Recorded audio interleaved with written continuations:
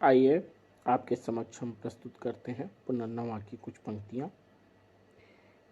एक भयंकर त्रासदी के समय की प्रक्रिया बहुत कुछ हमें कोविड-19 के पहले चरण की याद दिलाएंगी।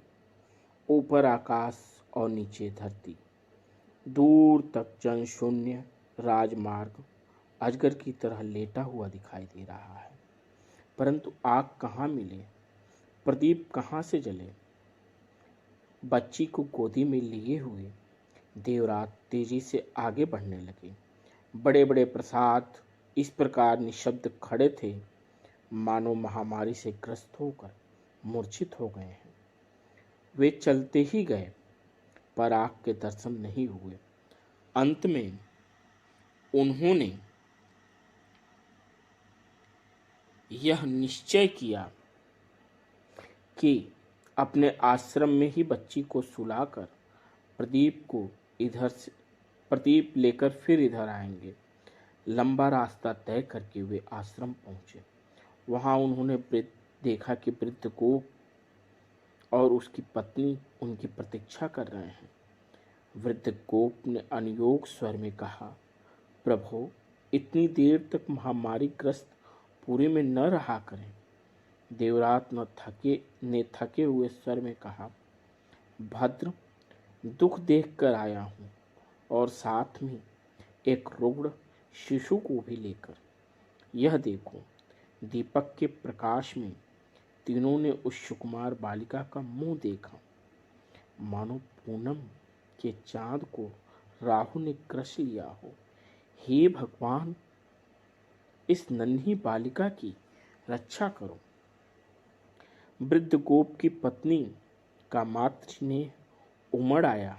उन्होंने बच्ची को गोद में लेकर उसका सिर सहलाया। फिर वृद्ध गोप से बोली, तनिक पानी तो लाओ। थोड़ा सा पानी देने के बाद बच्ची की आंखें खुल गई, परंतु दृष्टि में एक प्रकार की अवसन्नता थी। देवरात ने बच्ची की नाड़ी की परीक्षा की और आश्वस्त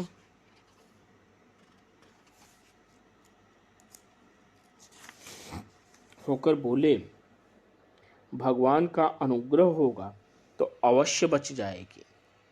वृद्ध गोप पर दंपति की सुरक्षा का भाव देकर आग और प्रदीप लेकर वे फिर मंजुला के घर लौट आए। प्रदीप जलाकर जो देखा, मंजुला का कहीं पता नहीं, कहीं चली गई। उन्हें लगा कि तड़पती हुई बाहर निकली होगी और फिर सदा के लिए सो गई होगी। दूर तक खोजा पर मंजुला नहीं मिली। 100 निर्जीव शवों के भीतर उसे खोजना असंभव था। देवरात का हृदय टूट गया। नगर की शोभा, अनुराग की दीप शिखा, कला की प्रतिमा, छंदों की रानी, तालों की नर्म संगिनी, श्रृंगार की रंगस्थली, सम्मोहन की सूत्रधारिणी, मंजुला चली गई।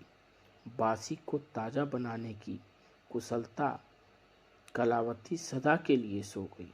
कोई पानी देने भी न आया।